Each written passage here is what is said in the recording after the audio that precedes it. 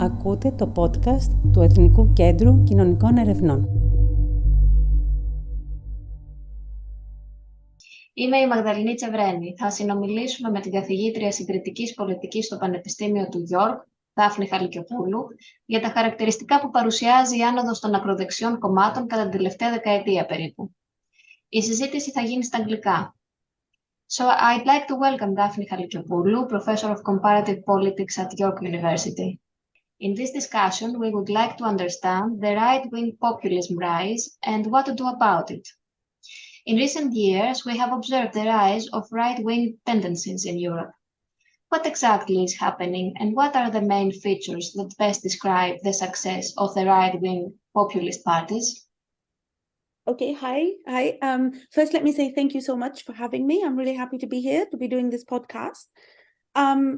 So let me try to respond to your first question by first putting in a little disclaimer that we will be alternating between the terminology right-wing populism, and far right. But I just want to make the small disclaimer here that we are really talking about far right parties across Europe. So your first question is about the big picture. And here, let me start by saying, so overall, we have indeed experienced an increase in support for far right populist parties across Europe. This is especially pronounced since around the 2014 European Parliament elections until today. But then it's, you might come back to me and tell me, well, but we're here in Greece and the Golden Dawn is actually in jail right now and it's not doing electorally so well. So actually, while the far right may be rising, there are also fluctuations. So I think it's really important to distinguish between the ways in which far right parties have been successful. So as I said, indeed, first, if we look at the big picture, we do see an increase in the electoral support for these parties. So you can see parties such as the AfD in Germany, the Rassemblement National in France, also parties in Scandinavia, but also parties in countries that were until recently considered exceptional cases, such as Spain and Portugal. All these parties have witnessed the increase in electoral support. However, there's also fluctuation. Some parties have dropped their support. For example, we saw that at some point with the FPO in Austria. We see it now with the Golden Dawn in Greece no longer operating. So there's two other ways with which we can measure the success. The second way is the increasing entry of these parties in government. What we see with the recent wave of the far right is that more and more of these parties have been in governing roles, either alone, for example, Italy with Meloni's Fratelli d'Italia, or the Fidesz in Hungary and the PiS in Poland, but also in coalition governments. We see this quite a lot in Scandinavia, for example, and other countries. And then the third way in which we can measure the success is the ability of these parties to drive party competition. So when they're not in government, they're still, in many cases, considered to be legitimate actors that other parties are willing to compete with. So in other words, the so-called cordon sanitaire, where these parties were ostracized in the party systems, is no longer applicable. These parties are very important players in the electoral arena. And so perhaps the biggest threat that they pose is that they are able, as I said, to drive party competition and in many ways to influence the policy agendas of other parties. So the idea, if you like, that if we're going to compete with the far right, we need to copy the far right. Can you give a short example of how they have influenced other party agendas? Absolutely. So I think I will use a perhaps controversial case, which is UKIP in the UK, which again now it really nicely illustrates my example above that.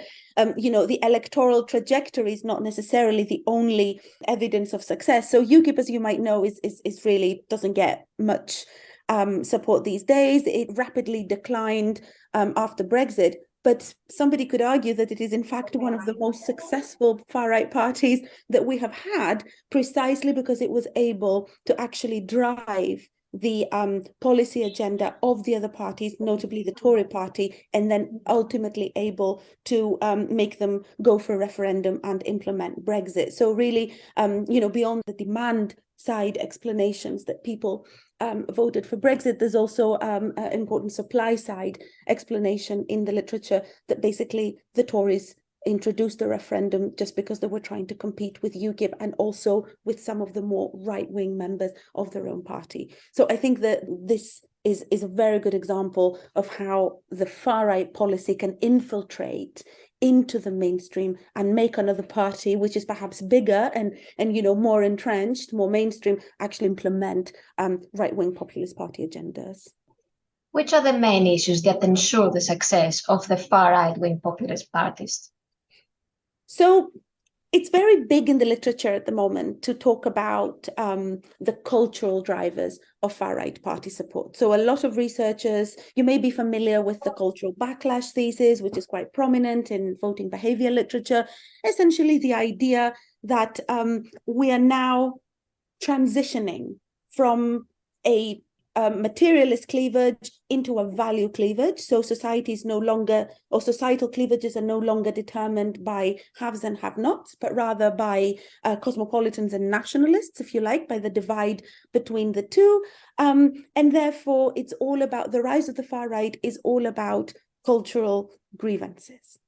So would you say that culture is the dominant factor? So I'm not convinced that culture is the dominant factor. In the report that we recently published with Tim Vlandas on understanding right-wing populism and what to do about it, but a lot of other research as well, we have essentially tried to, if you like, unpack or disentangle the culture issue, resulting into or identifying a more complex argument. Essentially what we're saying, so how does the cultural theory know that culture is the driving factor? Because of immigration. So they say, look, in this new transnational cleavage society, immigration is the most salient issue. Therefore, the key driver of far-right party support is culture. However, zooming in on this issue of immigration, actually, this tells only half the story. It gives us only half the picture, right? Because first, when we look at the demand side, so we need to look at three levels of analysis in order to understand what's going on. The demand side, i.e. the people, the supply side, i.e. the parties, and an intermediate level, the policy side level, to understand how we can have agency as, for example, government or other political parties to influence what is going on. So I think a sole focus on culture first overlooks the predictive power of economic concerns over immigration. So immigration is not just a cultural issue. There's a lot of people who are concerned about immigrants as threats in the labor market, as competitors in the labor market, or as competitors for public services. Second, it overlooks the strategies of the parties themselves that very often use multifaceted nationalist appeals that also include an economic dimension. And third, as I said, the policies, it overlooks the ways in which particular social policies can actually mitigate the insecurities that themselves drive people to vote for the far right. And how do you propose we should study the rising of right-wing populism? So as I said in our report, we nuance the cultural issue and propose a threefold type of analysis that looks at exactly the demand, the supply, and the policy levels in trying to understand exactly what's going on. So starting with the demand side, or the people, our first step is to look at who is it that votes for the far right? What do the voters of the far right or right-wing populism in Europe look like? And what we identified there is that unlike this argument that is just about culture, actually the voter base, the far-right voter base, is far more diverse. So breaking down the immigration issue, we saw that there are indeed a lot of people who vote for the far right because they have cultural concerns over immigration. In other words, they believe that immigration erodes our country's national values. These are indeed the more likely people to vote for the far right. So cultural concerns over immigration are the strongest predictor of far right party support. However, more overlooked in the literature is the bigger group of those people with economic concerns over immigration, or those who believe that immigrants are a threat in the labor market, that they are competitors, that they take away jobs, access to public services, pensions, health, etc. These people, they are likely to vote for the far right. They're still statistically significant, economic concerns over immigration, and they're also a numerically much larger group. So in other words, in order to understand far right party success at the national level, we need to see the success of these parties as both the product of people with cultural concerns and also economic concerns. Now, because we are doing this podcast for ΕΚΚΕ with regards to the Greek case, I do want to say here that Greece is a very interesting case in our findings, because it does show, unfortunately, I can't show you the graph when we're doing a podcast, but it is in the report for those interested, and it does show that a very large proportion of the far right or the right-wing populist electorate in Greece has concerns over immigration. It's actually the highest among the 17 European countries that we looked at. But even among these voters, the majority of them have both economic and cultural concerns. So even within the far right electorate in Greece, those people with exclusively cultural concerns over immigration are a numerically very small group. So in general, what does that mean for the composition of the far-right voters pool? So I think this is the key contribution that we are trying to make in our work in terms of the demand side. We are suggesting that ultimately, in order to understand the success of the far right, it makes sense to distinguish between different types of far-right voters. Core far-right voters, they are very likely to vote for the far right. They are loyal to the party. They identify with the entirety of the party platform. They are more likely to have cultural concerns over immigration. They're even likely to be on the more, if you like, ethnic nationalist or even racist camp. But they are a very small group. They don't themselves allow the party to extend beyond its secure voting base. And then we have the peripheral voters. These are the voters that are not necessarily ideologically aligned to the far right. They are likely to have economic concerns over immigration, or they're possibly likely to even have other kinds of concerns, for example, lack of trust in institutions. These are likely to be protest voters. I have, in other research that I've done, shown there is a very strong element of lack of trust in institutions, a lack of trust in the political system as a driver of far-right party support. We've also shown, with my co-author in the report, that there is a non-immigration route to voting for the far right. In fact, circa 1/3 of the far-right electorate across Europe, in Europe, reports no immigration concerns at all. These are all the peripheral voters who are not ideologically aligned or loyal to the far right, but are more likely to vote for the far right because of protest, because they want to punish the establishment, and they want to show that they condemn, they don't agree with the policies of the mainstream. And these voters are easier to leave the far right. So how are the party strategies involved in this pattern? Absolutely. This is the key question. So what I've described so far is the demand, right? Is the actual people, the insecurities that drive different people, multiple insecurities driving very different people with very different political preferences. Now, the parties themselves have adapted to this. They are actually very clever in the kind of strategies that they are pursuing to try and appeal to all these different types of people with the very different concerns. So what we have, I will distinguish between different patterns here. In Western Europe, essentially, we have this pattern that I call in my work the civic normalization strategy. So essentially what you have is parties like the AFD, the Rassemblement National, the Swiss SBP, and others. Essentially what they do is they distance themselves from fascism and from any kind of exclusionary biological criteria of national belonging, and instead play with the boundaries of toleration. So they say, no, we don't exclude. We're not fascist or Nazi or racist. We don't exclude people on the basis of biological criteria. Rather, we exclude people on the basis of ideological criteria. Therefore, they center particularly on an anti-Islamic narrative, and they say, look, we don't want those who do not espouse our liberal democratic values. So I don't know if you're familiar, for example, with the AfD campaign in 2017, where they had all these posters with women in bikinis. And they said, we are German, liberal, democratic Western Europeans. We want to go to the beach wearing our bikinis, and we want to drink wine and eat pork. And these fundamentalist Muslims come in our country and they tell us that we can't do that. We don't want that. Right. So it's a type of narrative that tries to center on an ideological sort of illiberal liberalism, if you like. Now, in Central Eastern Europe, and I will put Greece in this pattern, actually, is what you have is parties that espouse mostly ethnic nationalism. Now, in Central Eastern Europe, of course, what you have is you don't have that much immigration, right? These are not multinational societies, multi-ethnic societies. So they target particularly domestic minorities, and they don't use these civic strategies because they've got a very different context.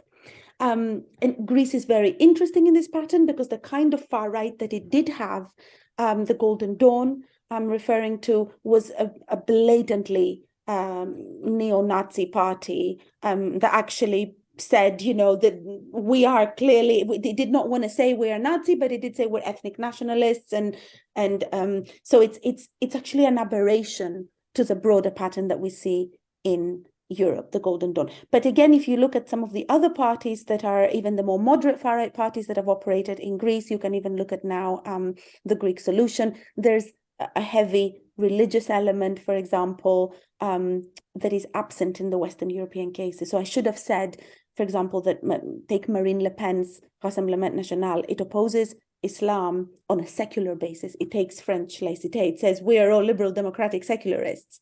This is not what the Greek parties are doing. So interesting pattern. Our second dimension that's also interesting is the increasing adoption of welfare chauvinism. So your audience might be familiar with the winning formula of the 1990s, Herbert Kitchell's work, suggesting that far-right parties or right-wing populist parties used to be conservative socially, but neoliberal economically, and now they no longer do that. So they're increasingly moving towards welfare chauvinism, so increasingly supporting the welfare state, but only for our native group, right? So anybody who's an outsider is not allowed. And again, they're doing that because, as I said earlier, they want to appeal not only to those who are culturally insecure, but also those who are economically insecure. Central Eastern Europe is interesting because of the communist experience. Obviously, they can't do that as blatantly as some of the Western European parties, so they focus on welfare policies for the family. So a way of extending our nation. So let's give support to people to have many children, for example. And what about the third level, the policy level? Indeed. So this is not the full picture. So what you have is at the bottom, multiple insecurities driving lots of people, different people to vote for the far right for different reasons. And at the party level, parties that are smart, that see what is going on and try to put forward multifaceted nationalist appeals to attract them. But you also need to see the intermediate level. There is agency, right? The far right, the rise of the far right is not a given. There are certain policies that can potentially mitigate those insecurities that drive people to support the far right. Now, here what we have done is we have looked at different insecure groups in, again, across Europe. This is across European analysis, looking at European social survey data and social policy data.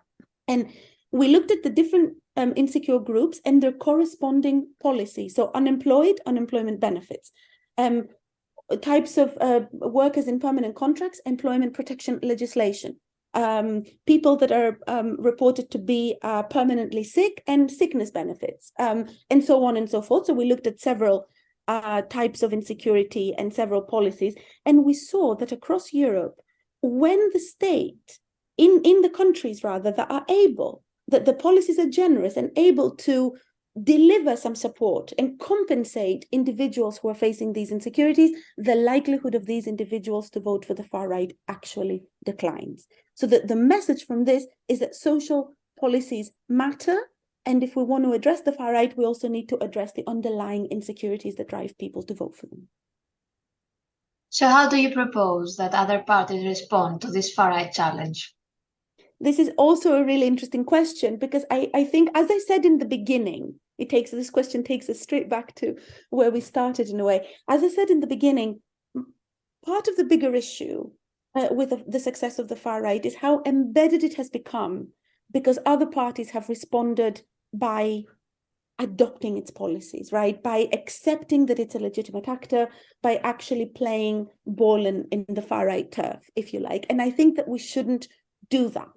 So first, I want to highlight that, of course, my research is comparative. The report that I'm talking about focuses on 17 European countries, but also other research looks at cases across Europe. And one thing to highlight is that indeed there isn't a one-size-fits-all.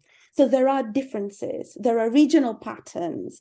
It makes sense to distinguish between, as I said earlier, the Western European far-right parties that have gone from more niche to increasingly mainstream versus the Central Eastern European far-right parties that have gone from basically liberal anti-communist parties to radicalizing and becoming the far-right while in government. There's also the Scandinavian case where you have very strong welfare states and all parties operate within that system. And also you have Southern Europe, where basically you've seen the rise of extreme variants of the far right in Greece, right? So, and also the severity of the economic crisis. So I do think that it's important to propose solutions that are to an extent regionally specific. But at the same time, one of the common denominators that we have that we have identified is that, generally speaking, it is not a good strategy to adopt the far right anti-immigrant playbook, basically, and that is particularly the case for the centre left.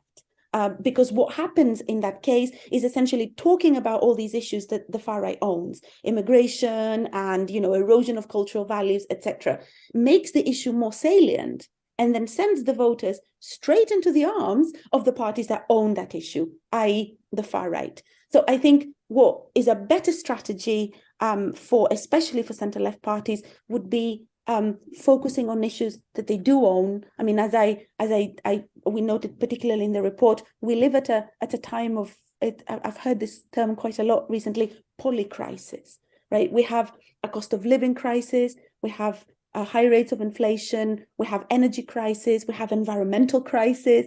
There are so many problems in society that are not necessarily related and or linked to immigration. So I think particular parties would be much better off focusing on the multiple inequalities resulting from these multiple crises that we are dealing with, and proposing credible solutions to these issues that they do own, rather than focusing on something that sends voters straight into the far right, straight into the arms of far right parties. Ms. Halikiopoulou, thank you for this discussion. Thank you so much for having me.